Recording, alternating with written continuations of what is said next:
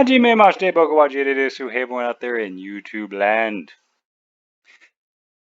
It is time. It's been 4 years, probably 5, closer to 5. Secure password solutions.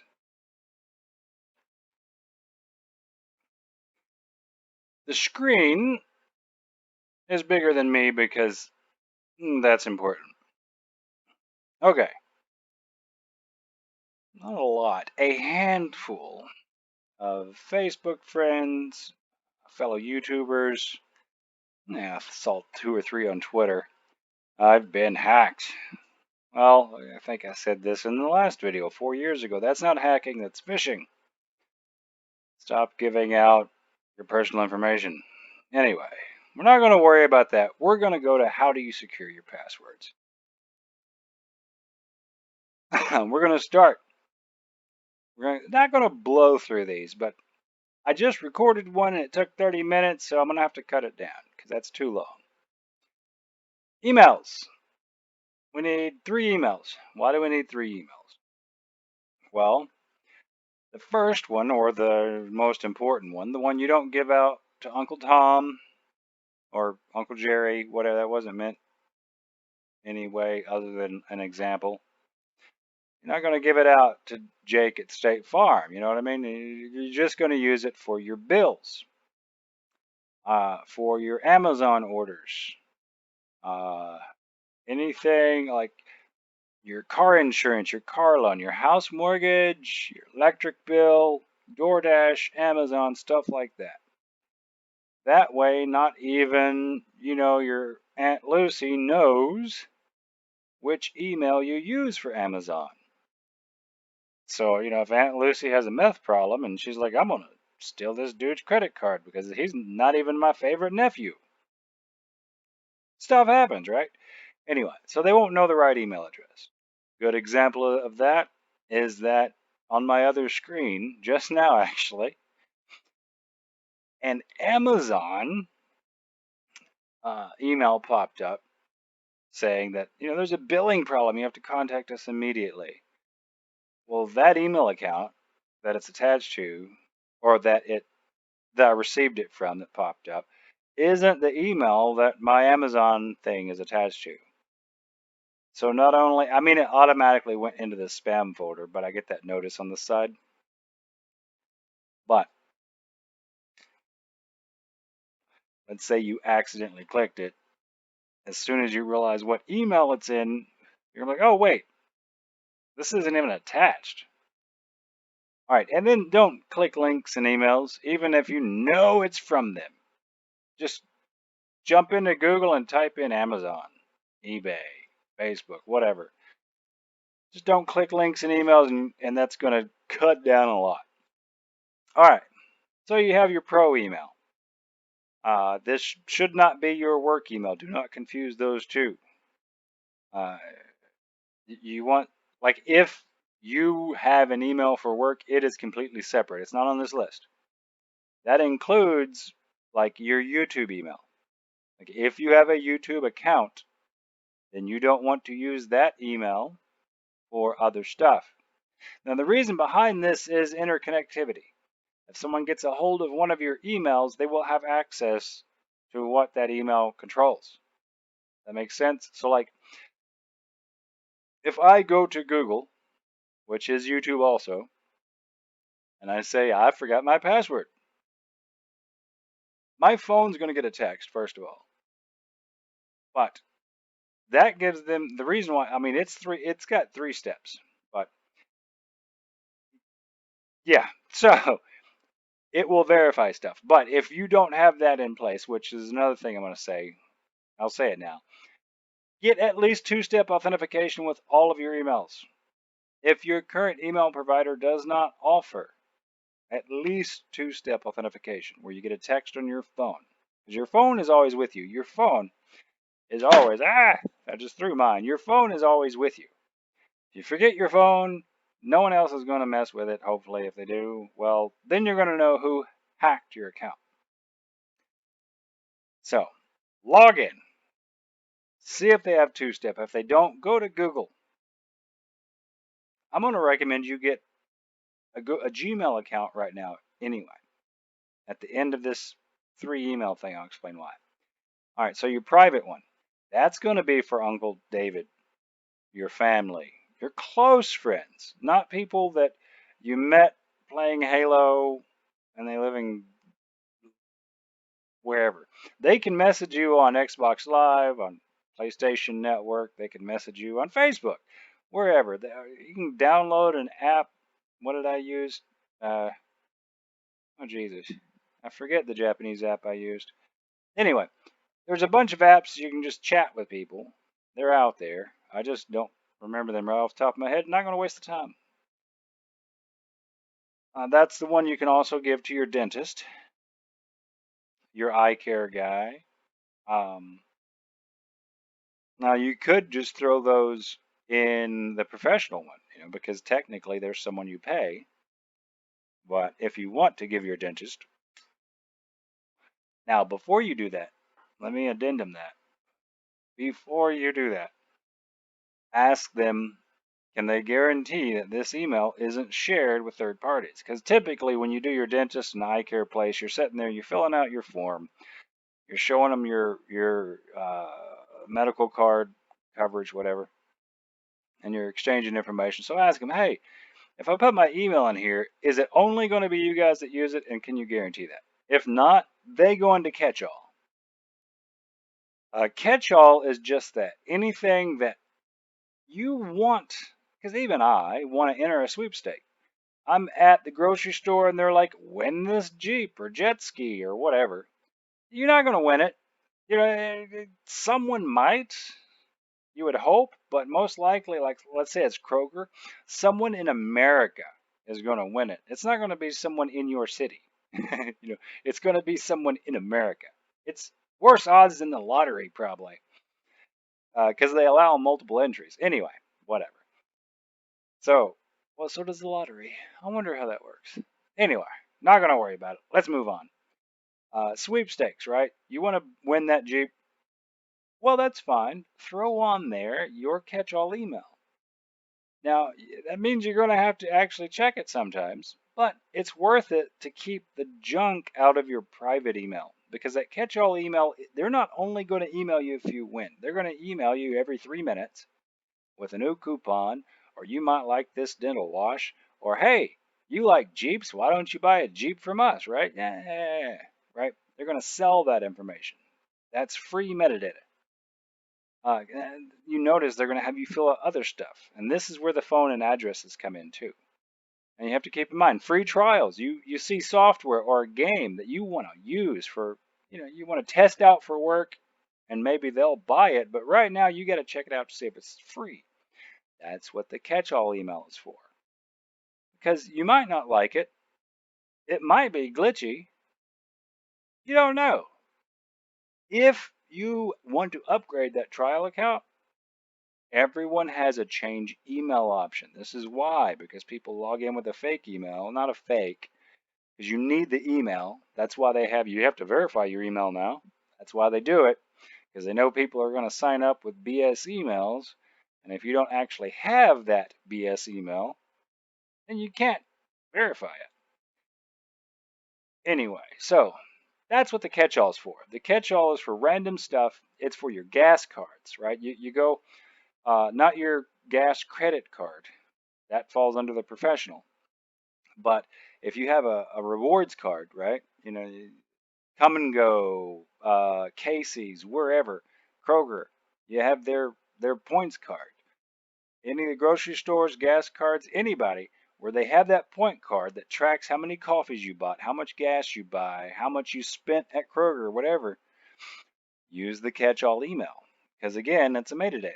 Now, it's not a bad thing, but it keeps junk in the junk email instead of the junk folder, because sometimes the junk email slips through. And it's going to slip through anyway on all of them, but you'll have less. You'll have less. I've got a good example. 2 email accounts. Both of them are the same age. One is my professional one. One is my private one. The private one has been exposed to different things.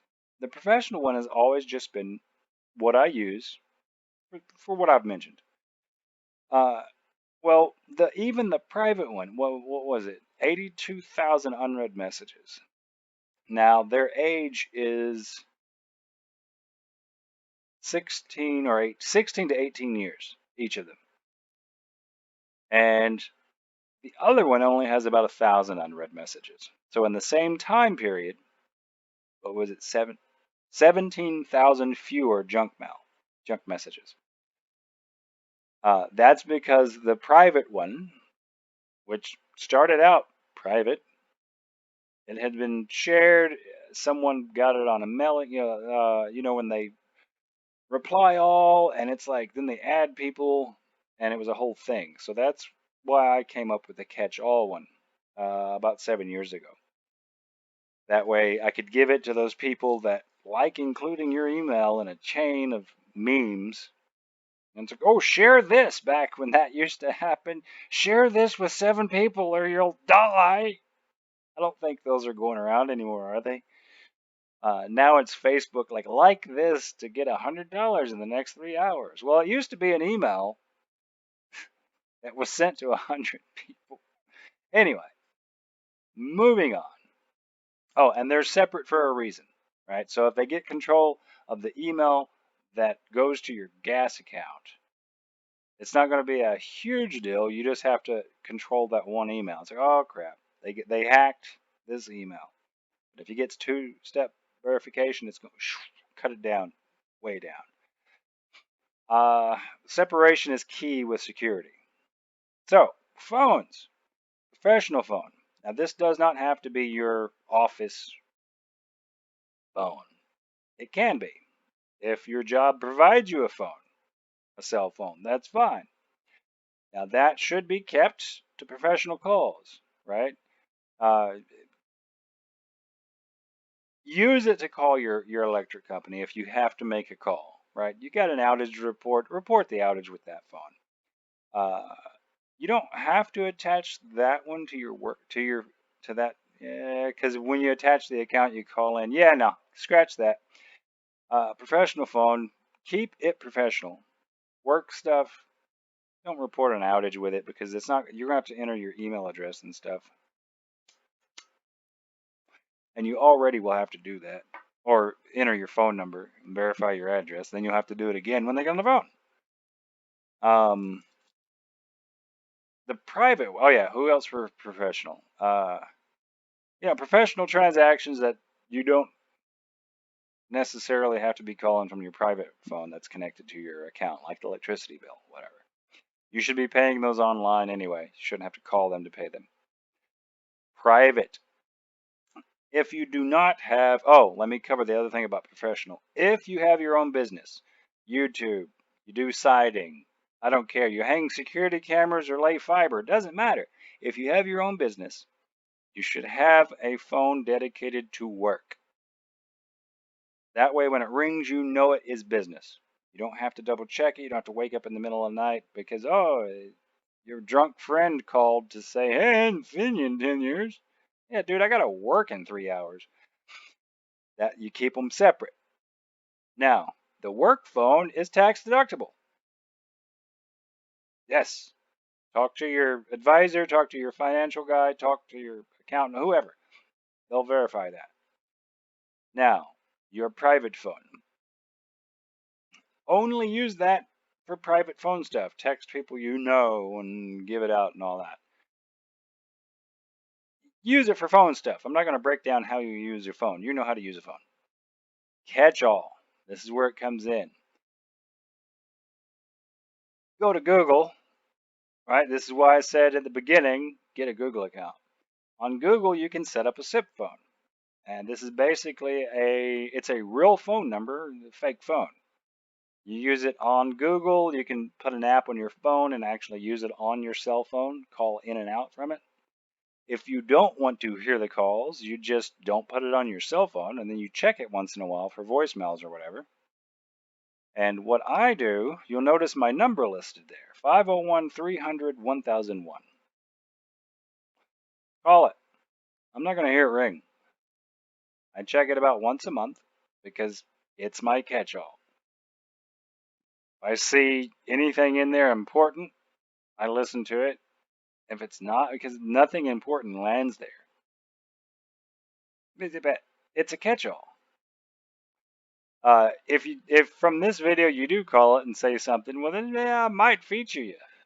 And you have to remember I'm a VoIP engineer. I can tell where you called from. Challenge me. Dial star 67. See if I can't tell you what number you called from. Anyway, so if you want, message me. Let me know, hey, I would like a SIP phone. I do that. The reason why I do it that way is because if I get the right message, a voicemail, an email will come to my catch-all email with the voicemail attached. It goes into a separate folder so I can just click on it and look down the list. Hey, they called, and it gives me a transcript. They called, they said this. I don't even have to listen to it. So I scroll through, oh, okay, that's dead air, dead air. Because if it's dead air too long, like the Autobots do, if you just pick up the phone and it's an auto dialer and you don't say anything, it's going to wait. Well, after 4 seconds, my voicemail service drops the call. It doesn't say hello. It just well, no, I changed it. Yeah, I did change it recently. So yeah, sometimes I get more of those. But if there is that pause, nah, yeah, you're done. So if you want that, it's awesome. You put it, it's the same thing as the catch-all email. When you fill out that sweepstakes thing, they're going to ask for an email, a phone number, and an address, and your name. Your name's up to you. You can use initials, DB White, whatever. DB Cooper, the guy that jumped out of a plane with all that money. You can answer the name part. If you want to win the sweepstakes, you have to tell them your real name. But again, the phone number you can use is the BS phone number, the catch-all phone number. It's not BS. It's a real phone number. You can call it. You can call from it.